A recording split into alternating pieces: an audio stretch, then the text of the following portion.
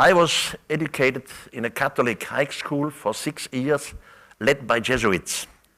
In that high school, we had to make translations of parts of the Bible, Greek to Latin, Latin to German. I know exactly what I'm talking about. In your English Bible, including in my German Bible, you read the splendorness of the God. But in the original Ezekiel, the word God never appears. Not one time. He always called it the splendorness of the highest. In 1974, long time ago, I had a secret speech at NASA in Huntsville, the American Space Agency. Secret because we both parties, we agreed that no one goes to public. Neither the NASA engineers nor I. And a small group of NASA scientists came together and they took the Bible, Ezekiel, word by word. They started to recalculate.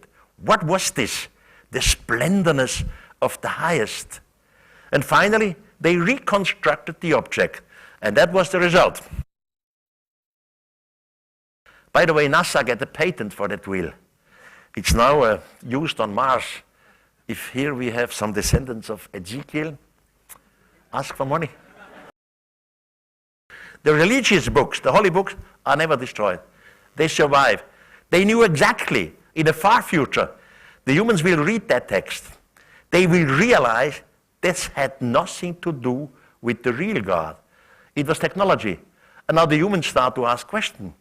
Questions like I do. What is this? Did we have maybe a higher civilization in the past? Or have we maybe been visited by ETs? If yes, what is the proof? And that's exactly the situation we have today. Because of Ezekiel's text, but not only of Ezekiel's text. There are many other holy texts which report the same thing in their language, in their culture. He has no words of technology. He compares it with winds. Up there, over the planet Earth, he sees something like big houses in crystal, gigantic doors open and then closed. He cannot understand what it was. They come into a kind of garden with strange flowers and strange vegetables, which he never saw on Earth. Finally, he came into a big round room, and in the center of the room, there was the highest sitting. And when these three, two extraterrestrials and Ezekiel, came into the room, the highest stood up from his throne, went to Enoch, and gave a shake in his hand and said, "Welcome, welcome."